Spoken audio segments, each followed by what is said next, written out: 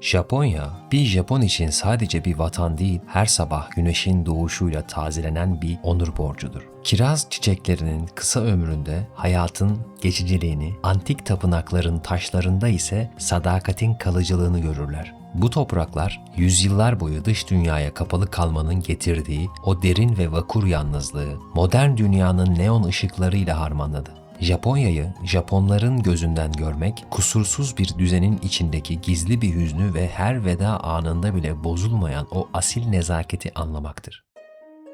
Japon halkı son 20 yıla ekonomik bir devden teknolojik bir kaleye dönüşme süreci olarak bakıyor. Hükümetin bu dönemdeki ana söylemi Japonya'yı sadece ayakta tutmak değil, onun dış dünyadaki kaosun etkilerinden korumaktı. Japonlara göre son 20 yıl Çin'in yükselişi karşısında kaliteyi ve disiplini koruma savaşıydı. Hükümet halkına şu mesajı verdi: biz artık dünyanın fabrikası olamayız. O halde dünyanın beyni ve yüksek teknoloji standardı olmalıyız. Bu vizyon Japonya'yı dijital dünyada bir standart belirleyici olarak kalmaya zorladı. Japon halkı için hükümet yüzyıllardır babanın otoritesiyle rehberin bilgeliği arasında sarsılmaz bir figür olarak konumlanmıştır. Ancak 2025 yılı bu kadim algıyı yerle bir eden tarihi bir kırılmaya sahne oldu. Japonya tarihinde ilk kez bu baba koltuğunu bir kadına, Sanae Takaichi'ye emanet etti. Demir Lady olarak anılan Takaichi, halkına bir babanın sertliğini değil, bir annenin korumacı ama tavizsiz stratejisini vaat ediyor. Halk devletine sarsılmaz bir disiplinle bağlıdır. Çünkü Japon kültüründe birey değil, topluluk esastır. Hükümetin bugün aldığı radikal nüfus politikaları ve evlenmeyi teşvik hamleleri halk tarafından bir müdahale olarak değil, medeniyetin bekası için bir imdat çağrısı olarak görülüyor. Hükümet, medeniyetimiz yaşlanıyor ama zihnimiz her zamankinden daha genç kalmalı diyerek teknolojik bir seferberliğe davet ediyor. Japonlar dünyanın kendilerine duyduğu hayranlığı bir tür sorumluluk olarak görüyor.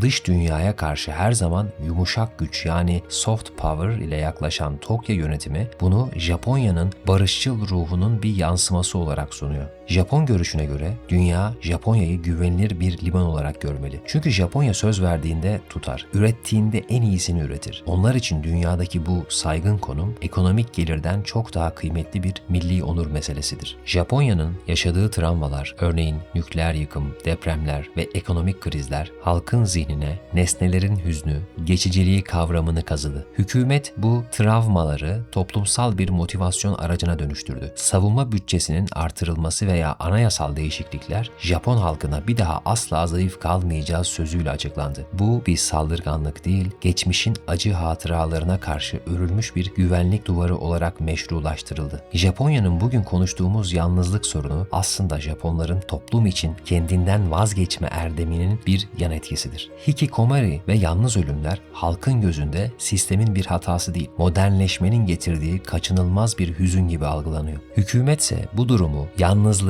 teknolojiyle iyileştirme yoluna giderek çözmeye çalışıyor. Yani robotik dostlarla yahut yapay zekayla. Bu durum dışarıdan bakıldığında tuhaf görünse de bir Japon için bu insanın onurunu koruyarak yalnızlığıyla barışması için sunulmuş teknolojik bir şefkattir. Sanayisi Japonlar için bir kazanç kapısından çok dünyaya vurdukları bir kalite mührüdür. Toyota veya Sony birer markadan ziyade Japonya'nın dünyadaki temsilcileridir. Savunma alanındaki yeni hamlelerse Japonya görüşünde samurayın kılıcını kınına koyması ama her zaman keskin tutması felsefesiyle açıklanıyor. Bölgedeki tehditlere karşı silahlanırken bunu bir savaş arzusu olarak değil, barışı korumanın tek yolu olan caydırıcılık olarak halkına ve dünyaya savunuyor. Japonya'da kuşaklar arası çatışma, batıdaki gibi yüksek sesli bir isyanla değil, derin bir sessizlik ve karşılıklı anlayışsızlıkla yaşanıyor. İkinci Dünya Savaşı sonrası enkazdan bir dev inşa eden gümüş nesil, sadakati, ömür boyu çalışmayı ve toplumsal uyumu kutsallaştırıyor. Onların gözünde genç nesil, Japonya'yı ayakta tutan disiplinden kopmuş ve fazla bireysel bir yola sapmış durumda. Öte yandan dijital dünyanın içine doğan genç nesil, yaşlıların kutsadığı aşırı çalışma kültürünü bir erdem değil bir pranga olarak görüyor. Onlar için hükümetin ve yaşlıların dayattığı geleneksel beklentiler, bugünün hızla değişen dünyasında birer yük. Gençler toplum için yaşamak yerine kendi iç dünyalarında var olmayı tercih ederken yaşlı kuşak Japonya'nın ruhunun bu sessiz kopuşla yok olmasından endişe ediyor.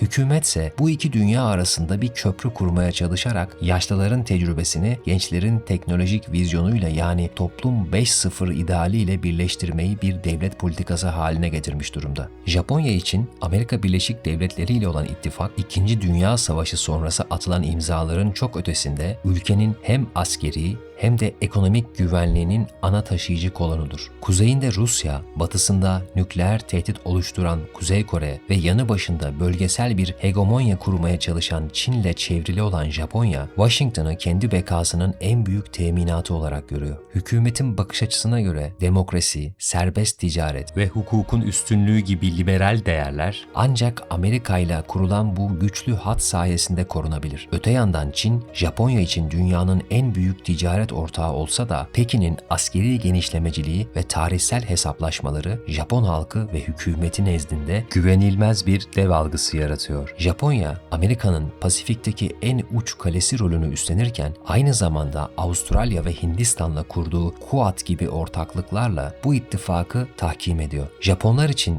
bu tarafgirlik sadece bir taraf seçmek değil, kendi yaşam biçimlerini ve geleceklerini korumak için inşa ettikleri sarsılmaz bir kalkandır. Japonya için Çin hem medeniyetin köklerini aldığı bir usta hem de tarihin en karanlık savaşlarında karşı karşıya geldiği ezeli bir rakiptir. 19. yüzyılın sonundan 2. Dünya Savaşı'nın bitimine kadar süren kanlı çatışmalar ve Japonya'nın Çin topraklarındaki işgal geçmişi bugün bile iki halk arasında güveni zehirleyen bir tarihsel yara olarak kanamaya devam ediyor. Ancak bugünün Japonya'sı için asıl sıkıntı geçmişin hayaletlerinden ziyade Çin'in devasa bir ekonomik ve askeri ejderha olarak yeniden uyanmasıdır. Japon hükümeti Çin'in Doğu Çin Denizi'ndeki adalar üzerindeki hak iddialarını, Tayvan Boğazı'ndaki askeri hareketliliğini ve ekonomik gücünü bir silah gibi kullanmasını doğrudan bir ulusal güvenlik tehdidi olarak algılıyor. Japonlar için Çin'in yükselişi sadece ekonomik bir rekabet değil, aynı zamanda Pasifik'teki statükonun ve Japon yaşam biçiminin Çin'in otoriter gölgesinde kalma riskidir. Pekin'in teknolojik casusluk iddiaları ve bölgesel sular üzerindeki baskısı, Japonya'yı kendi kabuğundan çıkıp ordusunu modernize etmeye ve tarihteki en sert savunma kararlarını almaya zorlayan ana motivasyon kaynağıdır. Japonya'nın kültürel gücü, en kadim geleneklerin en modern formlarla kusursuzca evlenmesinden doğar. Bir yanda sadeliğin sembolü olan Zen estetiği, çay törenleri ve haiku şiirleri, diğer yanda tüm dünyayı kasıp kavuran anime, manga ve video oyun imparatorluğu yer alır. Japonya sanatı bir yumuşak güç enstrümanı olarak kullanarak sınırlarını ordularla değil hikayelerle genişletmiştir. Bu kültürel konum Japonya'yı küresel sahnede dokunulmaz ve her daim merak uyandıran bir modern medeniyet ikonu haline getirmiştir. Japonya'nın gelecekteki konumu Asya Pasifik bölgesinin sadece ekonomik değil aynı zamanda ahlaki ve stratejik pusulası olma yönündedir. Çin'in yükselen hegemonyası karşısında Japonya, Hindistan, Avustralya ve Amerika ile kurduğu demokratik hat sayesinde bölgenin dengeleyici gücü olarak kalmaya devam edecektir. Gelecekte askeri pasifist kimliğinden sıyrılmış ama barışın teminatı olmayı sürdüren, teknolojik üstünlüğünü savunma sanayine tam entegre etmiş bir Japonya göreceğiz gibi görünüyor. Turizm cephesinde ise Japonya dünyadan kaçış noktası kimliğini pekiştirmektedir. Sadece Kyoto'nun tapınakları veya Tokyo'nun neonları için değil, güvenliğin, saygınlığın ve sükunetin birer lüks haline geldiği 21. yüzyıl dünyasında Japonya bir medeniyet vahası olarak görülecektir. Gelecekte Japonya yüksek teknolojiyle donatılmış akıllı şehirleri ve doğayla barışık kırsal yaşamıyla yaşlanan bir dünyanın nasıl zarifçe ve onuruyla ayakta kalabileceğine dair